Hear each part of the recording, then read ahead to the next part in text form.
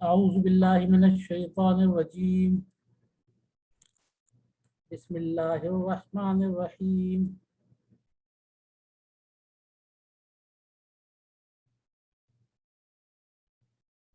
قالت الاعراب آمنا قل لم تؤمنوا ولكن قولوا اسلمنا ولما يدخل الإيمان في قلوبكم وَإِن تُطِيعُوا اللَّهَ وَرَسُولَهُ لَا يَلِتْكُم مِّنْ أَعْمَالِكُمْ شَيْئًا إِنَّ اللَّهَ غَفُورٌ رَّحِيمٌ إِنَّمَا الْمُؤْمِنُونَ الَّذِينَ آمَنُوا بِاللَّهِ وَرَسُولِهِ ثُمَّ لَمْ يَرْتَابُوا وَجَاهَدُوا بِأَمْوَالِهِمْ وَأَنفُسِهِمْ فِي سَبِيلِ اللَّهِ أُولَٰئِكَ هُمُ الصَّادِقُونَ۔ آمنت باللہ صدق اللہ العظیم۔ اللہ کے نام سے جو بے انتہا مہربان نہایت رحم فرمانے والا ہے۔ یہ بدوی کہتے ہیں کہ ہم ایمان لائے۔ ان سے کہو کہ تم ایمان نہیں لائے بلکہ یوں کہو کہ ہم مطیع ہو گئے۔ ایمان ابھی تمہارے دلوں میں داخل نہیں ہوا ہے، اور اگر تم اللہ اور اس کے رسول کی فرما برداری اختیار کر لو تو وہ تمہارے اعمال کے اجر میں کوئی کمی نہ کرے گا۔ یقیناً اللہ بڑا درگزر کرنے والا اور رحیم ہے۔ اور حقیقت میں تو مومن وہ ہیں جو اللہ اور اس کے رسول صلی اللہ علیہ وسلم پر ایمان لائے، پھر انہوں نے کوئی شک نہ کیا اور اپنی جانوں اور مالوں سے اللہ کے راستے میں جہاد کیا، وہی سچے لوگ ہیں۔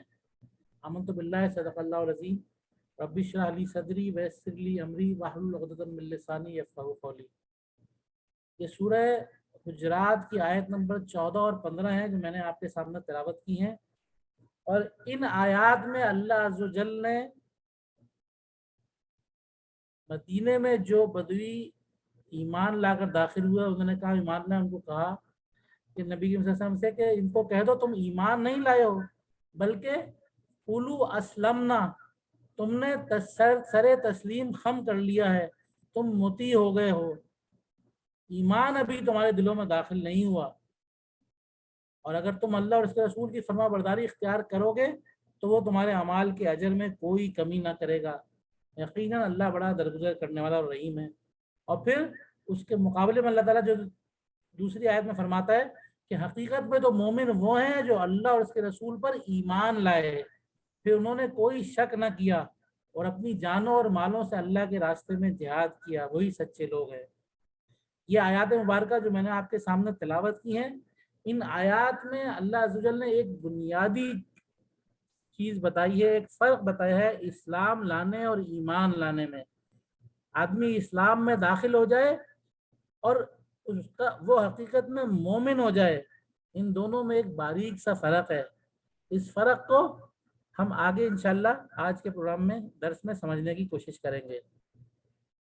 جیسا کہ یہ آیات اس چیز کا مطالبہ کرتی ہیں کہ میں اور آپ سوچیں اور غور و فکر کریں۔ ہم نے اپنے بچپن سے لے کر اور آج تک جو علم حاصل کیا ہے، ہمارے نزدیک ایمان لانے اور مسلمان ہونے میں کوئی فرق نہیں ہے۔ ہم سمجھتے ہیں کہ جو فرد مسلمان ہے وہ ایمان لے آیا ہے، وہ مومن ہو گیا ہے، لیکن اللہ عز و جل یہاں اسلام لانے میں اور مومن ہونے میں ایک باریک سا فرق بیان کر رہا ہے۔ تو ایک سوال اٹھتا ہے کہ کیا علم کی اہمیت ہے؟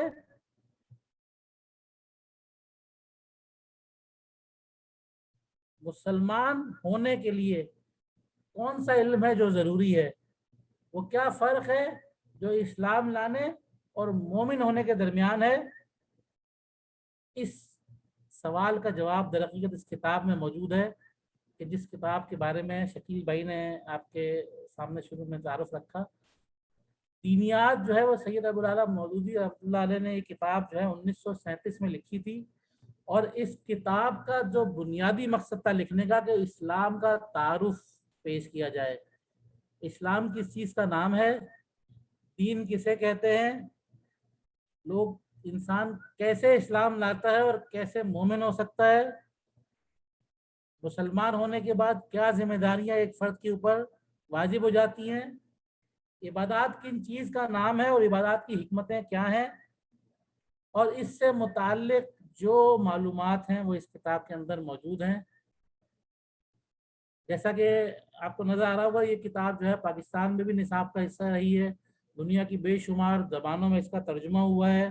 اور مختلف دیگر ممالک میں بھی یہ کتاب جو ہے نصاب کا حصہ رہی ہے۔ خود سعودی عرب میں ایک وقت میں یہ کتاب جو ہے یہاں اسکولوں کے نصاب کا حصہ تھی۔ اس کتاب کا انگریزی ترجمہ ٹورڈز انڈرسٹینڈنگ اسلام کے نام سے پروفیسر خورشید احمد صاحب نے کیا تھا، اور اس انگریزی ورژن کے مطالعے کے بعد بہت سارے غیر مسلم افراد کو اسلام کو سمجھنے اور اسے قبول کرنے کی توفیق عطا فرمائی گئی۔ در حقیقت اس کتاب میں جو بنیادی چیز ہے وہ اس میں 7 چیپٹر کے اندر جو ہے اس کو تفصیل سے بیان کیا گیا ہے، کہ وہ چیزیں جنہیں ہم فار گرانٹیڈ لیتے ہیں، ہم سمجھتے ہیں کہ ہم چونکہ مسلمان کے گھرانے میں پیدا ہوئے ہیں، ہم مسلمان ہیں، تو ہمیں ان چیزوں کا بنیادی طور پر علم ہے، لیکن اسلام کس چیز کا نام ہے، ایمان کسے کہتے ہیں، اور اطاعت سے کیا مراد ہے، نبوت کی اسلام اور ایمان میں کیا اہمیت ہے۔ ایمان مفسر آپ نے اور میں نے اپنے بچپن میں کچھ کلمے جو ہے وہ یاد کیے تھے، ایمان مفصل اور ایمان مجمل بھی اس کا حصہ تھے۔ وہ ایمان مفصل کیا ہے اور در حقیقت اس ایمان کے معنی کیا ہیں، ایمان لانے کے بعد عبادات کی کیا اہمیت ہے، دین اور شریعت میں کیا فرق ہے، اور شریعت کے احکام کیا ہیں، یہ وہ ساری چیزیں ہیں جو اس کتاب میں تفصیل کے ساتھ بیان کی گئی ہیں۔ اور جیسا کہ میں نے سوال پہلے رکھا تھا کہ کیا مسلمان ہونے اور مسلمان رہنے کے لیے یہ علم حاصل کرنا ہماری ضرورت ہے، یہ آگے کے اس میں آپ کو انشاءاللہ سمجھ میں آئے گا۔ صرف ایک مثال یہاں پر رکھی ہے کہ جب نماز کا حکم دیا جاتا ہے مسلمانوں کو کہ نماز پڑھی جائے، اور میں اور آپ بہت اچھی طرح جانتے ہیں کہ نماز وہ عبادت ہے کہ جس کی بہت زیادہ تاکید کی گئی ہے۔ نبی کریم صلی اللہ علیہ وسلم کی ایک حدیث کے مطابق مسلمان اور کافر میں فرق ہی صرف نماز کی وجہ سے ہوتا ہے۔ جب آدمی ایمان لاتا ہے، وہ مسلمان ہو جاتا ہے، وہ اطاعت کرنے لگتا ہے، وہ سر تسلیم خم کر دیتا ہے، تو پہلا حکم جو اسے دیا جاتا ہے، جو پہلا کام اسے کرنا ہوتا ہے، جو اس کے مسلمان ہونے یا ایمان لانے کے بعد جو سب سے پہلی چیز جو اس سے مطالبہ کیا جاتا ہے، جو اس بات کا ثبوت پیش کرتی ہے کہ مسلمان ہو گیا، وہ نماز ہے۔ کہ آدمی کے مومن ہونے کے بعد جو نماز کا اگلا وقت آتا ہے اسے فوری طور پر مسجد پہنچ کر اور نماز کو ادا کرنا ہوتا ہے۔ تو یہ اس ایمان اور اسلام کی اس اطاعت کا اظہار ہے۔ تو یہ جو پہلا حکم ہے، اور جسے میں اور آپ جانتے بوجھتے یا انجانے میں بچپن سے روزانہ دن میں 5 مرتبہ جو ہے ادا کرتے چلے آتے ہیں، در حقیقت اس میں یہ بتایا گیا ہے کہ یہ نماز ہے کیا چیز، آخر کیا وجہ ہے کہ اللہ تعالیٰ نے نماز مسلمانوں پر فرض کی ہے۔ اللہ تعالیٰ کو اس چیز کی ضرورت کیوں پیش آئی کہ ہر فرد کو، جو اپنے آپ کو مسلمان کہتا ہے، جو اللہ پر ایمان لے آیا ہے، اور اس سے اس بات کا مطالبہ کیا جائے کہ صبح اٹھو تو آ کر میرے حضور پیش ہو جاؤ اور وہاں پر نماز ادا کرو، اس کے بعد اپنے کام کاج کے لیے نکلو، پھر دن کا کچھ حصہ گزارو، پھر دوبارہ تمہیں اذان کی آواز سنائی دے، پھر نماز پڑھنے حاضر ہو جاؤ، اس کے بعد پھر شام میں، پھر سورج غروب ہوتے وقت، اور پھر رات کو سونے سے پہلے دن میں 5 مرتبہ جو نماز کے لیے بلایا جاتا ہے، یہ نماز فرض کیوں کی گئی؟ اس نماز کا ایک فرد کو کیا فائدہ حاصل ہوتا ہے؟ اور اگر کوئی فرد جو مسلمان تو ضرور ہے لیکن وہ نماز نہیں پڑھتا، نماز کو پڑھتا ہے یا اس طریقے سے پڑھتا ہے کہ اسے ضائع کر دیتا ہے، تو اس کا کیا نقصان اسے پہنچنے والا ہے، یہ تفصیل جو ہے یہاں پر بیان کی گئی ہے۔ آج کے ہمارے موضوع کا حصہ نہیں ہے، اس لیے کہ ہم آج اس کے صرف پہلے چیپٹر کو جو اسلام ہے اس کو ہی جو ڈسکس کریں گے، ہمارے پاس ظاہر وقت کم ہے، لیکن در حقیقت یہ مثال رکھنے کا مقصد یہ تھا کہ یہ واضح کر دیا جائے کہ اس کتاب کو پڑھنے کا مقصد کیا ہے۔ میں اور آپ کہ جو مسلمان ضرور ہیں، اس لیے کہ ہم مسلمان گھرانے میں پیدا ہوئے ہیں، ہمیں اس چیز کی سمجھنے کی ضرورت ہے کہ ہم اسلام کو سمجھ کر شعوری طور پر اختیار کریں۔ کہیں ایسا نہ ہو کہ ہم اپنی زندگی کے یہ تمام سال اپنے خیال میں اسلام پر گزار کر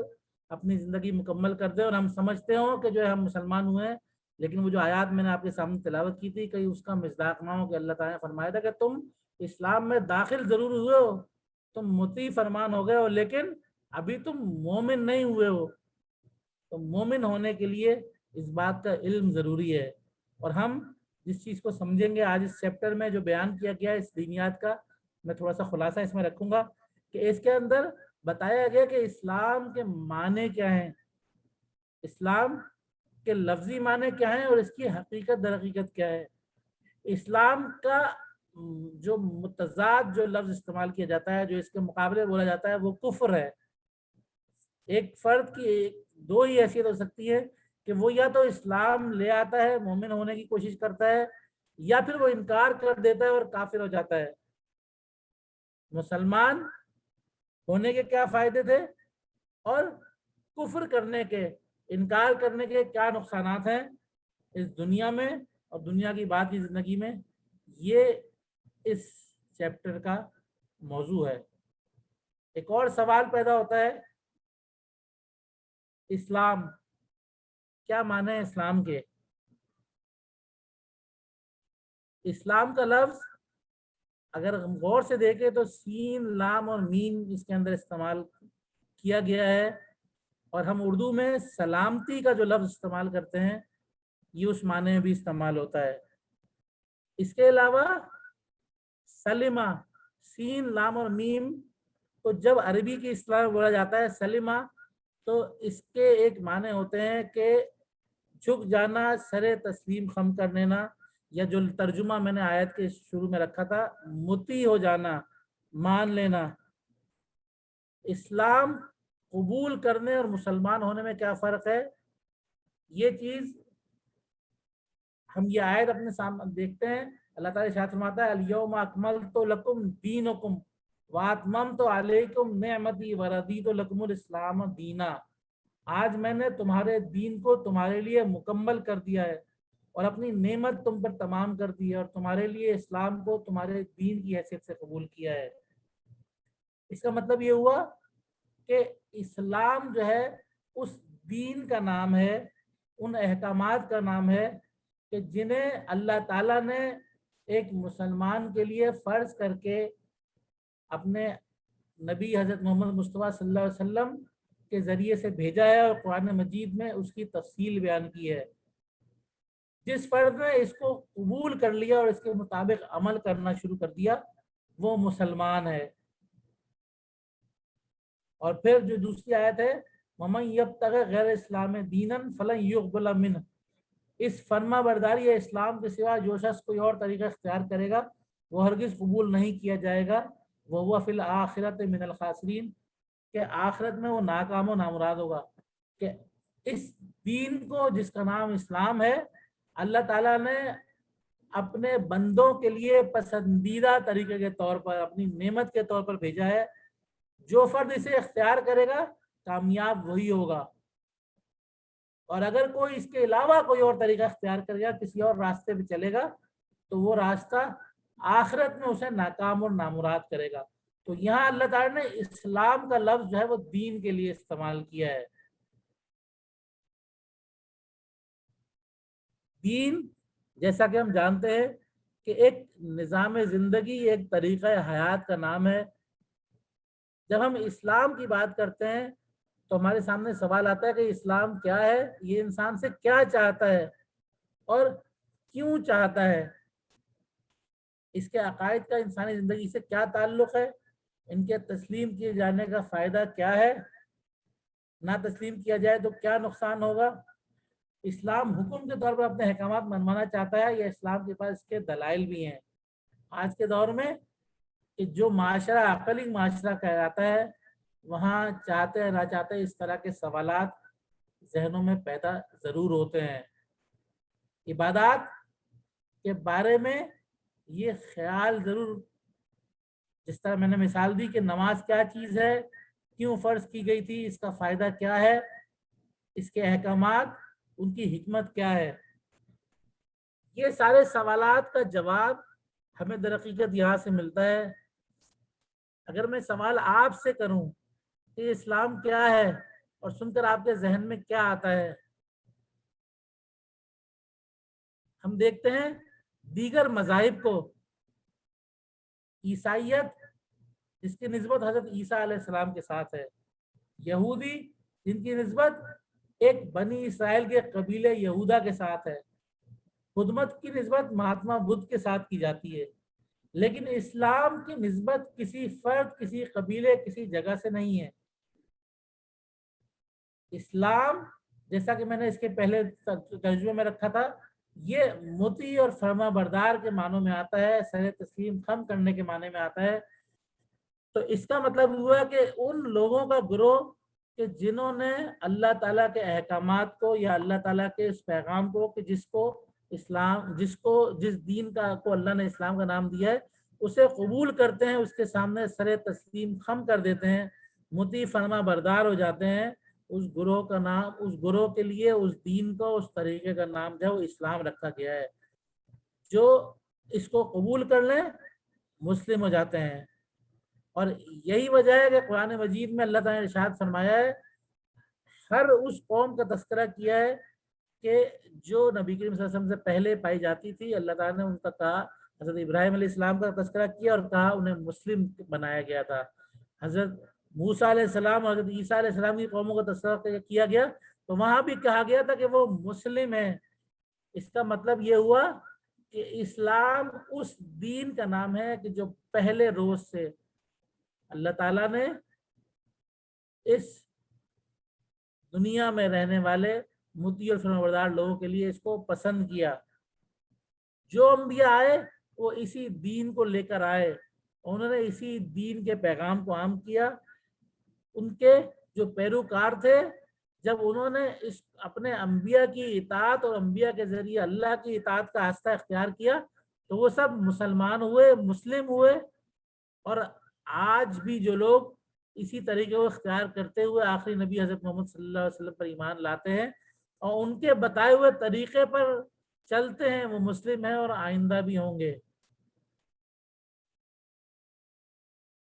تو یہ جو صفت ہے اطاعت اور فرما برداری، اللہ کی اطاعت اور فرما برداری، اللہ کے نبی کی اطاعت اور فرما برداری، اس کی کتاب کے ذریعے جو احکامات ملے ہیں ان احکامات کی اطاعت اور فرما برداری جن لوگوں میں شامل ہو جائے، یہ صفت اطاعت اور فرما برداری کی، یہ اسلام کی صفت ہے۔ اسلام کا تعارف ہو گیا، اب ایمان کی بات کرتے ہیں۔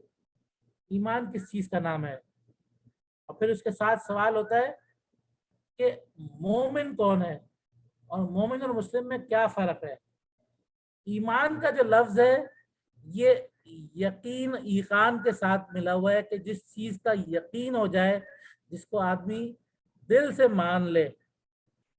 اس کے اوپر اس کا ایمان ہو جاتا ہے۔ میرا اور آپ کا ایمان ہے کہ آگ جلانے والی ہے۔ کسی بھی فرد کو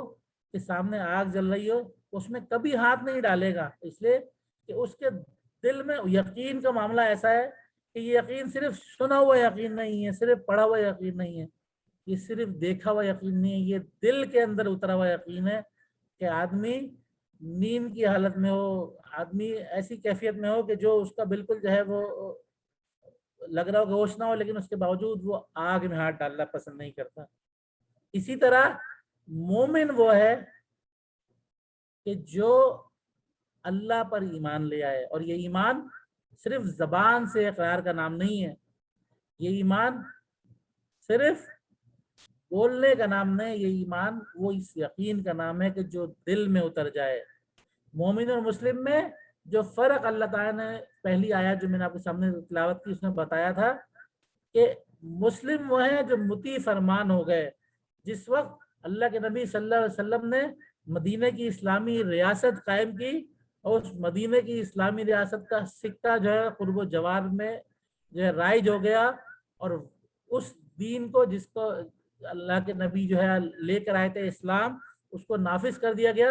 تو آس پاس کے قبائل بھی اس کا حصہ بننے لگے، وہ بھی مطیع فرمان ہو گئے۔ لیکن اطاعت کے معنی یہ نہیں ہے کہ یہ اطاعت جو ہے صرف کسی زور زبردستی سے ہو رہی ہے یا کسی کا اثر اور رسوخ دیکھ کے ہو رہی ہے، یا وہ واقعتاً یقین دل میں اترنے کے بعد ہو رہی ہے۔ یہی وجہ ہے کہ جو قبیلے متی ہوئے تھے، اللہ نے فرمایا کہ تم متی ضرور ہو گئے ہو، تم اسلام ضرور لے آئے ہو، لیکن تم مومن ابھی نہیں ہوئے ہو، وہ ایمان ابھی تمہارے دلوں میں اترا نہیں ہے۔ بلکہ جو الفاظ سورہ حجرات میں استعمال ہوئے ہیں وہ الفاظ یہ ہیں کہ یہ ایمان جو ہے ان کے حلق سے نیچے نہیں اترا ہے، جو بولتے ہیں صرف ان کی زبان سے یہ نکلتا ہے۔ تو مومن اور مسلم میں در حقیقت فرق یہ ہے کہ میری اور آپ کی طرح جو فرد کسی مسلمان گھرانے میں پیدا ہوا اور اپنے بڑوں کو دیکھ کر جو عبادات اور معاملات کو انجام دے رہا ہے، وہ ضرور ایک مسلم ہے، مسلمان ہے، کہ وہ اسلام کے طریقے پر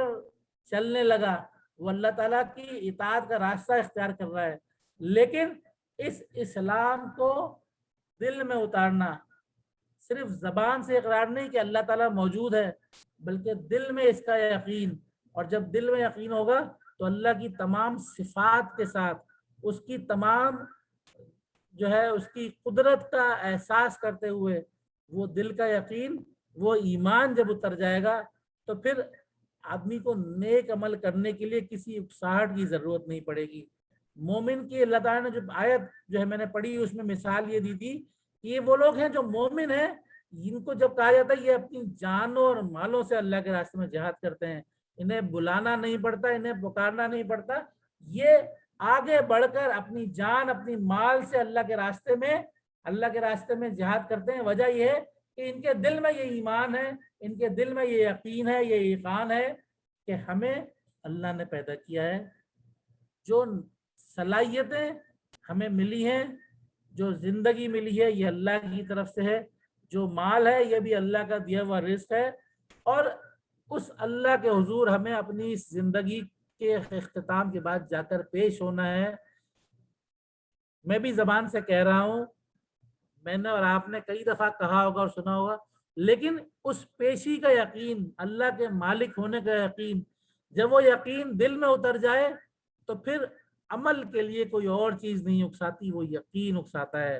تو اس یقین کی کیفیت کا نام ایمان ہے، اور یقین کی کیفیت کے ساتھ جب آدمی عمل کرنا شروع کرتا ہے تو اس کو اللہ نے کہا ہے کہ وہ مومن ہو گیا۔ اور جو اللہ کے آخری نبی حضرت محمد صلی اللہ علیہ وسلم نے اس سچے مومن کا کردار جو ہے ہمارے سامنے پیش کیا، ان کے صحابہ کرام نے اس چیز کو ہمارے سامنے واضح کیا کہ انہوں نے دنیا کے کسی قسم کے نقصان کا خیال نہ کرتے ہوئے اللہ کی طرف سے جب کوئی حکم آیا،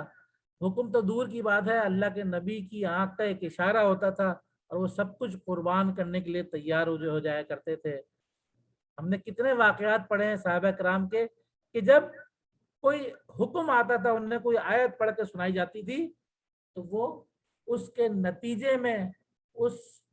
کے اوپر فوری طور پر عمل کرنے کے لیے راضی ہو جاتے تھے۔ اللہ تعالیٰ اس کائنات کا خالق اور مالک ہے، اس کی مرضی کے مطابق ہمیں اپنی زندگی کے سارے کام انجام دینے ہیں، اور جو دل سے اس کا یقین رکھے اور اس کے مطابق عمل کرے وہ مومن ہے۔ اسلام جیسا کہ میں نے کہا کہ زندگی گزارنے کا وہ طریقہ ہے جسے اللہ تعالیٰ نے پسند کیا، اور یہ وہ طریقہ ہے کہ جو اللہ تعالیٰ کے احکامات اور اللہ تعالیٰ کی اطاعت کے اوپر مبنی ہے۔ لیکن در حقیقت ایک اور اہم چیز جو اس کتاب میں بیان کی گئی ہے وہ یہ ہے کہ صرف میرے اور آپ کے لیے اسلام اہم نہیں ہے، بلکہ اس پوری کائنات کا مذہب بھی اسلام ہے۔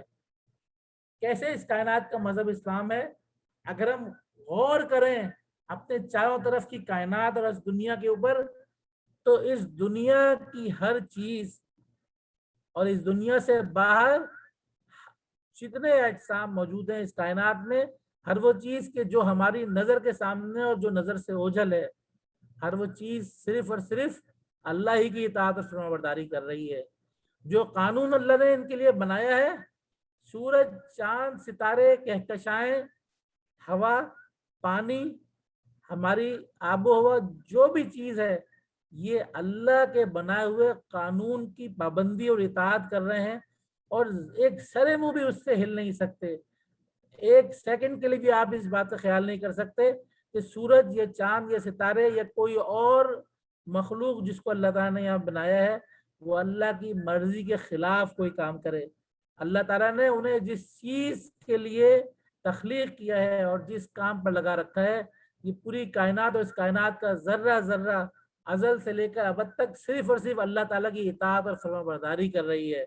اور جب سب ایک زبردست قاعدے سے بنے ہوئے ہیں، سورج بھی مسلم ہے، چاند بھی مسلم ہے، ستارے بھی مسلم ہے، زمین بھی اور ہوا پانی اور روشنی مسلم ہے، جب یہ ساری چیزیں مسلم ہیں تو در حقیقت جب انسان اطاعت اور فرمانبرداری کا رویہ اختیار کرتا ہے، جب انسان اپنی زندگی میں اللہ تعالیٰ کی اطاعت اور فرمانبرداری کرتا ہے تو وہ اس کائنات کے ساتھ یکسانیت اختیار کر لیتا ہے، وہ سنکرونائز ہو جاتا ہے۔ وہ انسان جو خدا کو پہچانتا ہے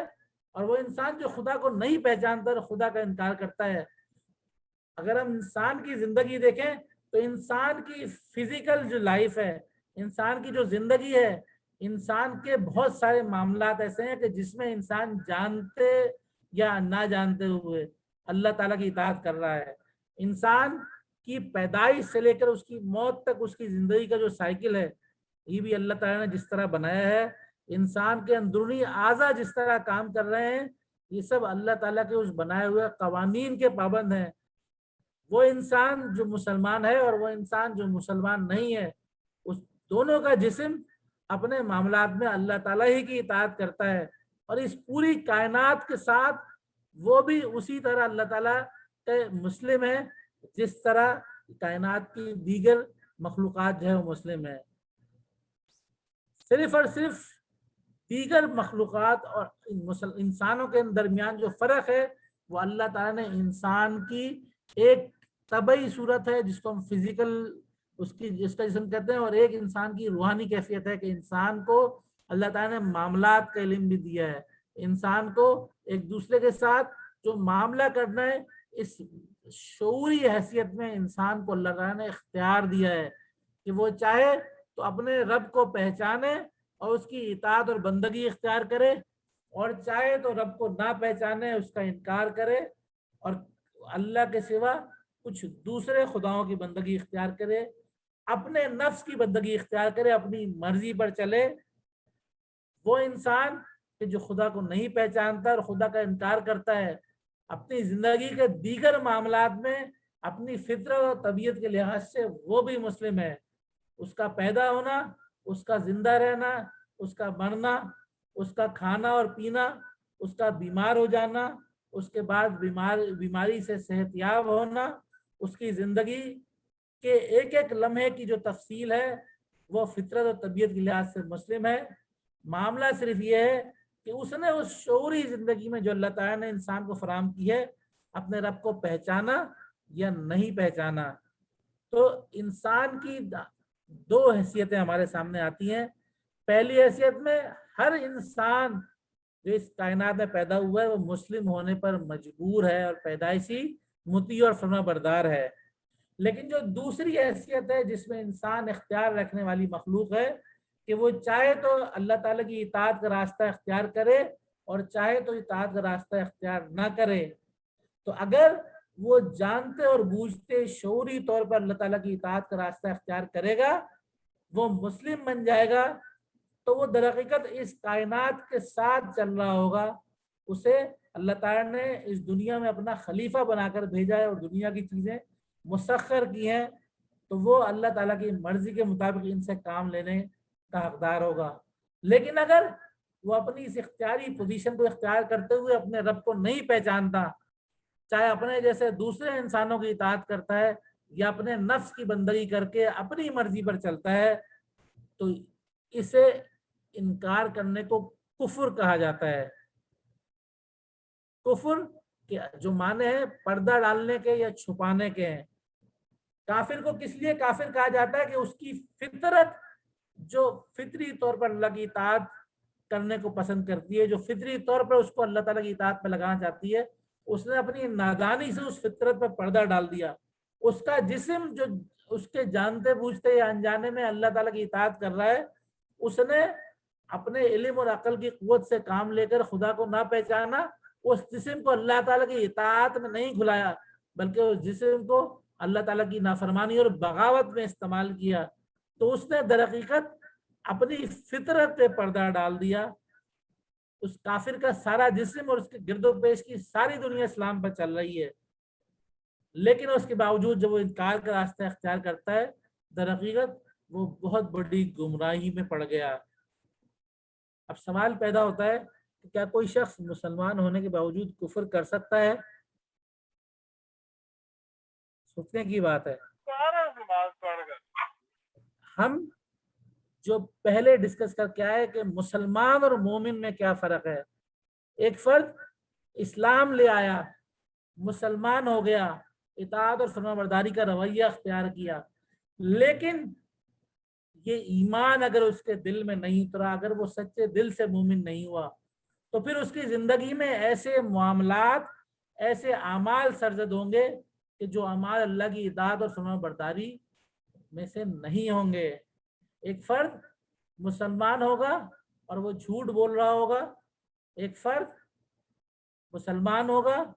اور وہ دھوکے اور دغا بازی سے کام لے رہا ہوگا، ایک فرد مسلمان ہوگا اور وہ دوسرے حرام کاموں کو انجام دے رہا ہوگا، ایک شخص مسلمان ہوگا اور اس کے باوجود اللہ کی اطاعت کے بجائے اپنی برادری، دوسرے انسانوں یا خود اپنے نفس کی پیروی کر رہا ہوگا۔ یہ صرف اور صرف اس وقت ممکن ہے کہ جب وہ شخص حقیقت میں دل سے مومن نہ ہوا، اس کے دل میں ایمان نہ اترا ہو۔ اور یہی وجہ ہے کہ جو حدیث ہے جس میں نبی صلی اللہ علیہ وسلم نے ارشاد فرمایا ہے کہ مومن جھوٹا نہیں ہوتا، در حقیقت جو شخص جھوٹ بولتا ہے اس وقت ایمان اس کے دل سے نکل گیا ہوتا ہے، اس وقت وہ مومن نہیں ہوتا، مومن چور نہیں ہوتا، مومن زانی نہیں ہوتا۔ اس لیے کہ جب کوئی شخص یہ کام کر رہا ہوتا ہے تو وہ اس وقت مومن نہیں ہوتا۔ یہ ممکن نہیں ہے کہ انسان کے دل میں ایمان بھی موجود ہو اور اس کے باوجود وہ اللہ تعالیٰ کی نافرمانی کا راستہ اختیار کر رہا ہو۔ کفر کے نقصانات کیا ہیں؟ جیسا کہ ہم سمجھتے ہیں کہ کفر اس دنیا اور اس کائنات کے نظام کے ساتھ ایک بغاوت ہے، ایک جہالت ہے کہ انسان کو اللہ تعالیٰ نے شعور دیا، عقل دی، اس کو حواس خمسہ دیے کہ وہ اپنے رب کو پہچانے۔ اللہ تعالیٰ قرآن مجید میں ارشاد فرماتا ہے کہ اللہ نے خود انسان کے نفس کے اندر اور اس کائنات کے اندر نشانیاں رکھی ہیں جن کے ذریعے انسان اللہ کو پہچان سکتا ہے۔ اللہ نے اپنے انبیاء کو بھیجا تاکہ ان کے ذریعے یہ پیغام پہنچایا جائے، اپنی کتابوں کے ذریعے اس پیغام کو پہنچایا۔ اس سے بڑھ کر کیا جہالت ہو سکتی ہے کہ سارے بندوبست کے باوجود انسان اپنے خدا کو نہ پہچانے۔ ایک شخص کائنات کے اتنے بڑے کارخانے کو رات دن چلتے ہوئے دیکھے اور اس کے باوجود وہ سمجھ نہ سکے کہ اس کارخانے کو بنانے اور چلانے والا کون ہے۔ یہ پوری کائنات جس کی اطاعت کر رہی ہے وہ اس کی اطاعت سے پیچھے ہٹ جائے، یہ صرف جہالت ہی نہیں، یہ ایک بہت بڑا ظلم ہے۔ ظلم یہ ہے کہ کسی چیز سے اس کی طبیعت اور فطرت کے خلاف زبردستی کام لیا جائے۔ انسان کا جسم اللہ تعالیٰ کی اطاعت کرنے کو پسند کرتا ہے، وہ اللہ تعالیٰ کی اطاعت پر کاربند ہے۔ جب انسان اپنے جسم سے، اپنے ہاتھ سے، اپنے پاؤں سے، اپنے دیگر اعضاء سے اللہ تعالیٰ کی نافرمانی کا کام کرتا ہے، در حقیقت وہ اس کی طبیعت اور فطرت کے خلاف زبردستی کام لیتا ہے۔ تو اس کا مطلب یہ ہے کہ وہ اپنے اعضاء پر ظلم کرتا ہے۔ جب وہ اس دنیا کی کسی چیز کو جو ہے اللہ تعالیٰ کی نافرمانی میں استعمال کرتا ہے، وہ اس چیز پر ظلم کرتا ہے، وہ اس پوری کائنات پر ظلم کرتا ہے۔ اور یہی وجہ ہے کہ قیامت کے روز جب ایسے انسانوں کو اللہ کے حضور پیش کیا جائے گا تو اللہ تعالیٰ فرماتا ہے کہ ہم اس کے منہوں پر مہر لگا دیں گے، پھر ان کے ہاتھ گواہی دیں گے، ان کے پاؤں گواہی دیں گے کہ انہوں نے جو ظلم کیا اور جو جہالت کی وہ ان کے سامنے آئے گی۔ اور پھر کفر صرف انکار ہی نہیں، صرف جہالت ہی نہیں، صرف ظلم ہی نہیں، یہ اللہ تعالیٰ سے بغاوت، اللہ کی ناشکری اور نمک حرامی ہے۔ اس سے بڑا کون باغی ہوگا جو اللہ کی دی ہوئی صلاحیتوں خود اس کے خلاف استعمال کر رہا ہو، اس کے دیے ہوئے دل میں اسی کی بغاوت کا رویہ رکھے۔ کفر اور نافرمانی کا لازمی نتیجہ ہے کہ انسان دنیا میں بھی اور آخرت میں بھی ہمیشہ کے لیے ناکام اور نامراد ہوگا۔ اس دنیا میں بھی اس کے معاملات، جب دنیا میں جو علم کی قابلیت اور سوچنے سمجھنے کی قوت دی ہے، جو امتحان اس کو دیا گیا ہے، اگر اس امتحان میں اس کو کامیابی نصیب نہ ہوئی، اس نے اپنی عقل سے صحیح کام نہ لیا، آنکھوں اور کانوں سے ٹھیک کام نہ لیا، تو پھر انسان دنیا میں بھی ناکام ہوگا اور آخرت میں بھی ناکام ہوگا۔ اور جس فرد نے اپنی عقل سے، اپنے حواس خمسہ سے صحیح کام لیا اور اللہ اپنے رب کو پہچانا، تو اس فرد کا معاملہ یہ ہوگا کہ وہ دنیا میں بھی جب علم اور عمل کے راستے میں چلے گا تو وہ صحیح راستہ اختیار کرے گا جو اس پوری دنیا کے معاملات کے ساتھ سنکرونائز ہوگا۔ جو اپنے رب کو پہچانے گا تو وہ پھر کائنات کے اسرار اور کائنات کے قوانین کو معلوم کرے گا۔ اس کائنات کو اللہ نے جب اسے مسخر کر دیا تو وہ اسے انسانوں کی فلاح اور بہبود کے لیے استعمال کرے گا۔ اس دنیا میں آپ دیکھیں کہ جو ترقی اور جو دنیا میں اس وقت علم کی ترقی آئی ہے، وہ تحقیقت اس دور کا نتیجہ ہے کہ جب اس دنیا کے ایک بڑے حصے پر مسلمان حکمران تھے تو علم نے ترقی کی، اور جب اسلام جو ہے اس دنیا سے غائب ہو گیا اور جو ہے کفار یا اللہ تعالیٰ کے باقی دنیا پر غالب آئے، تو یہی علم کہ جو انسانوں کے فلاح اور بہبود کے لیے استعمال ہونا تھا، یہ علم انسانوں کے نقصان کے لیے، انسانوں کی تباہی کے لیے جو ہے وہ استعمال ہونے لگا۔ اسلام کے فائدے یہ ہیں کہ جو فرد خدا کے سامنے جھکنے والا ہے وہ اللہ کے سوا کسی کا خوف دل میں نہیں رکھے گا، اس کو کسی قسم کے جو ہے کسی قسم کے فائدے سے اس کو بھٹکایا نہیں جا سکے گا، اس لیے کہ جو خواہشات نفس کا بندہ ہوتا ہے وہی حریص اور لالچی ہوتا ہے، اور جو اللہ کا بندہ ہوتا ہے اسے معلوم ہے کہ اللہ کے سوا کوئی اور اس کو جو ہے نہیں نواز سکتا۔ جو فرد جس کے دل میں ایمان ہوگا وہ ہر دوسرے فرد کا حق ادا کرنے والا ہوگا، کسی کا حق نہیں مارے گا، کسی پر ظلم نہیں کرے گا، نیکی کرے گا، اور جب نیکی کا معاملہ انسان اختیار کرے گا تو پھر بدلے میں اس کو بھی عزت اور اس کے ساتھ جو ہے بھلائی ملتی ہے۔ اور جو فرد مسلمان ہوگا اور پھر ایسے مسلمانوں کا گروہ جب اس دنیا میں آ جائے گا تو اللہ تعالیٰ جو فرماتا ہے کہ جو ہے تم ہی غالب رہو گے اگر تم مومن ہو۔ اگر مومنوں کا ایک گروہ جو کہ واقعی سچے اور مومن ہو وہ ایک جگہ موجود ہو جائے تو اللہ تعالیٰ ان کے ساتھ وہ معاملہ کرتا ہے کہ ایک مومن 10 کافروں پر جو ہے بھاری ہو جاتا ہے۔ جو اسلام اور سچا ایمان جو صفات کسی ایک فرد کے اندر پیدا کرتا ہے اس کے اوپر کوئی قوت جو ہے وہ غالب نہیں آ سکتی۔ اور پھر جب انسان اللہ تعالیٰ کی اطاعت و فرمانبرداری کا رویہ اختیار کرتا ہے تو اللہ تعالیٰ فرماتا ہے کہ جب تم اس دین کو حافظ کرو گے تو تمہارے اوپر جو ہے نعمتوں کی بارش کی جائے گی۔ اللہ تعالیٰ جو ہے یہاں تفصیل میں جانے کا موقع ہے اور نہ ہی ٹائم ہے، لیکن جب آپ کتاب میں پڑھیں گے تو اس میں بہت ساری مثالیں دی گئی ہیں کہ در حقیقت انسان کی اخلاقیات اور اس کے معاملات جب بہتر ہوتے ہیں، جب یہ ایمان کسی فرد کو اور کسی گروہ کو ظلم سے اور گمراہی سے باز کرتا ہے تو پھر معاملہ یہ ہوتا ہے کہ خیر ہی خیر ہوتی ہے، دنیا میں بھی خیر ہوتی ہے اور آخرت میں تو برحقیقت خیر ہونی ہے۔ یہ اسلام انسان کا فطری مذہب ہے، کسی قوم اور ملک کے ساتھ خاص نہیں ہے، اور یہ مومن کے کردار کے اندر موجود ہے۔ اس دنیا کے فائدے اور آخرت کے فائدے کے لیے دل میں ایمان اور عمل کے اندر اسلام موجود ہو تو یہ کردار جو ہے آج کے دور میں بھی وہی نتیجہ پیدا کر سکتا ہے جو صحابہ کرام نے اس دور میں اپنے خالص ایمان اور اپنے عمل کے ساتھ جو ہے دنیا میں ایک انقلاب کی صورت میں کیا تھا۔ اللہ تعالیٰ سے دعا ہے کہ ہمیں اسلام کے معنی کو سمجھنے، ہمیں کائنات کے اس مذہب کے ساتھ سنکرونائز ہونے اور اپنے دلوں میں ایمان پیدا کرنے کی توفیق عطا فرمائے۔ مجھے اور آپ کو اس حقیقت کو سمجھنے کی توفیق عطا فرمائے کہ ہم اسلام کو شعوری طور پر سمجھیں، اپنے دلوں میں ایمان کو راسخ کریں اور پھر ویسے ہی سچے اور پکے مسلم اور مومن بنیں کہ جن کے بارے میں اللہ تعالیٰ نے ارشاد فرمایا ہے کہ وہ اس دنیا میں بھی اور آخرت میں بھی کامیاب ہوں گے۔ سبحانک اللہم و بحمدک اشہد ان لا الہ الا انت استغفرک و اتوب الیک۔ اختتام میں بس علامہ اقبال کا شعر ہے کہ جب انسان کے دل میں یہ ایمان راسخ ہو جائے اور وہ اسلام کو اپنی زندگی کے مقصد کے طور پر قبول کر لے تو پھر میری زندگی کا مقصد تیرے دین کی سرفرازی، میں اسی لیے مسلمان، میں اس لیے نوازی۔ جزاکم اللہ خیر۔